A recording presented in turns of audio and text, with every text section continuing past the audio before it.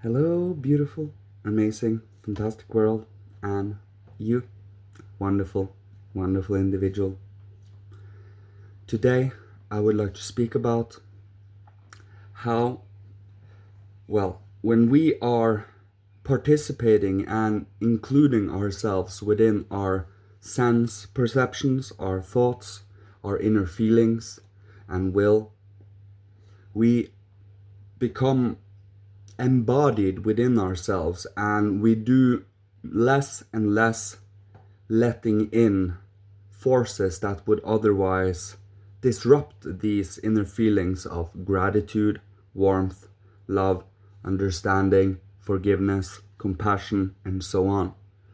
For when we are within ourselves and we become aware of certain sides to us that are less than desirable, we often, or more often than not, wish to do something about them if we do have a healthy soul disposition.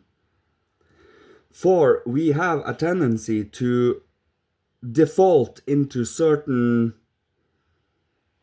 quote unquote opinions and behaviors that are not necessarily aligned with what truth is. Let us say, I'm going to just use the perfect example.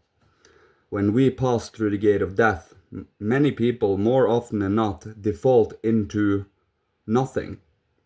But why go into better sorry than safe when you can do the opposite?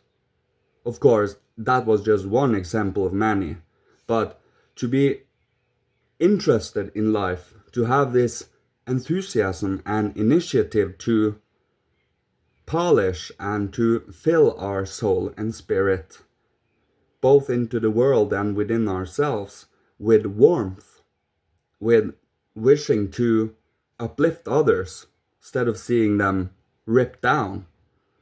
It truly is far more healthy for both our karma, for ourselves, for our own inner thinking, for our feeling, and of course where our will is directed, because it is directly aligned with these two others.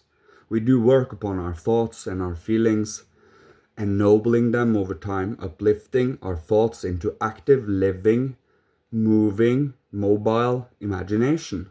That is where we can see huge pictures of information and knowledge that we then again can bring into the world through language. Of course, as limited as language can be today, so it has to be a little more linear, which is why one has to take our time to kind of, it's like being in a sphere, and within this sphere is a boatload of pictures and images that we have to translate into language. And for us to be able to doing so, we will have to study. We'll have to study what imagination is. We have to study what inspiration and intuition is. We will have to study how and where our freedom lies, like in morality, like in arts, and so on. We have far more say in this than we like ourselves to believe. And the more we excuse ourselves, saying we don't have any choice there, we don't have any choice there, the more we limit ourselves and the more we put ourselves in boxes that are not true. One, of course, has to come to conclusions and to understandings about these things for oneself, for no one can force anyone. You can never force anyone to love. You can never force anyone to do something you want unless you wish to have some disdain on you. It always is about guiding and suggesting, recommending.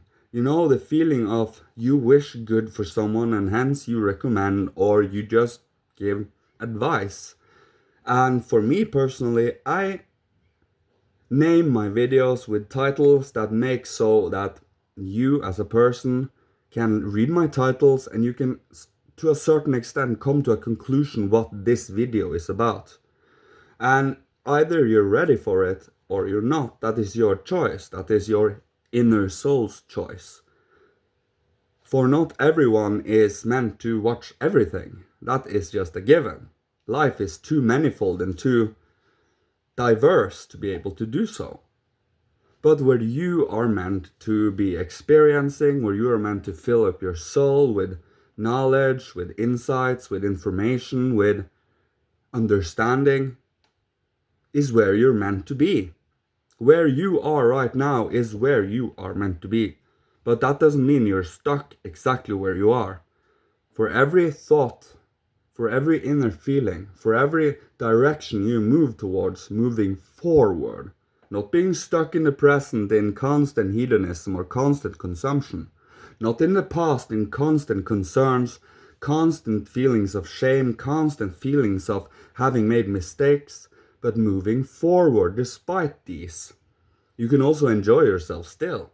It's not either or, it's both and it's about being capable of truly balancing this.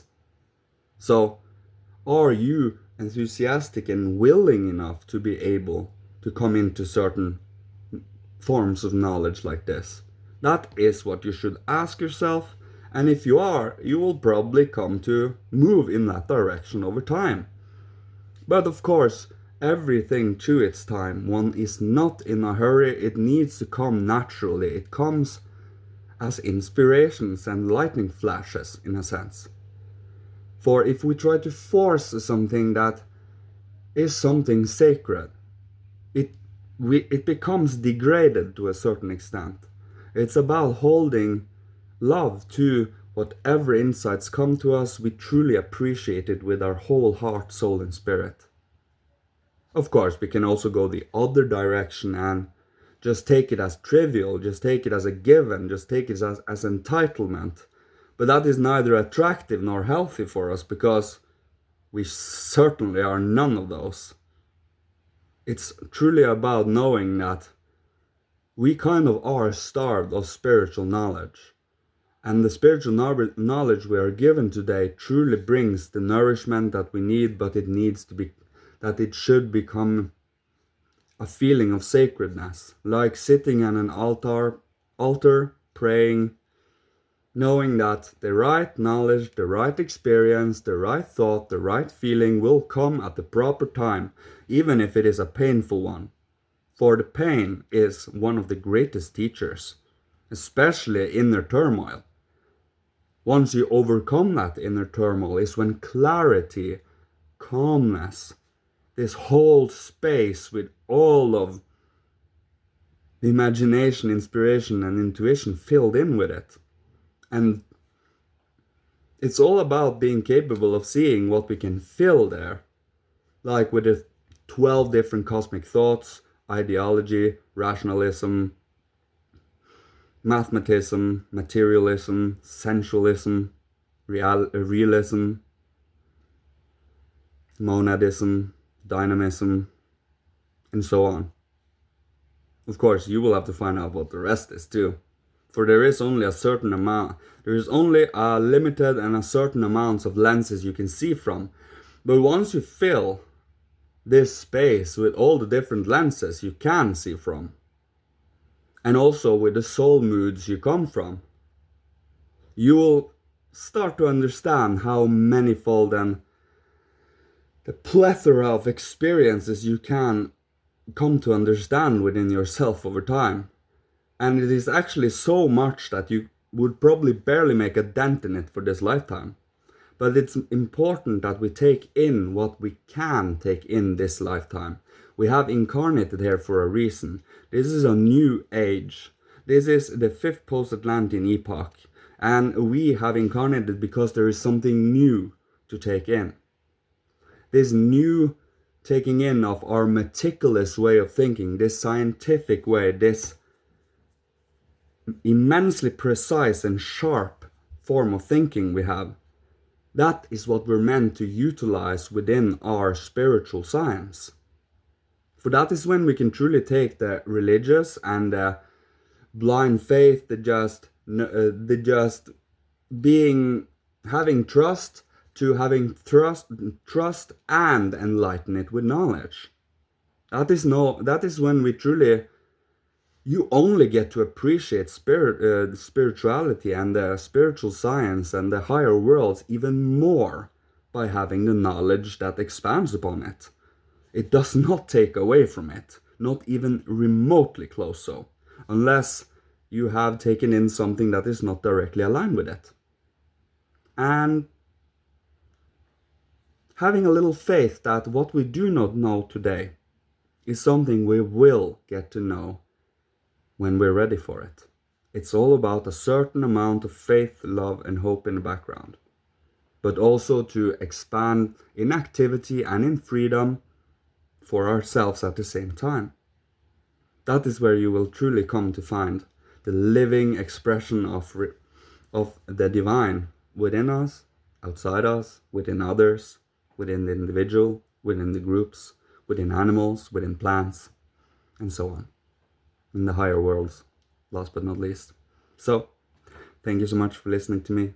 May you be protected, guided, blessed, and loved by Father, Holy Spirit, Christ, Michael, ancient masters of old, ancestors from every incarnation, and may you be provided for with all that you need to survive, live, thrive, being creative, inspirational, and healing to the world, so others can follow when their time is ripe and their courage is at their most high.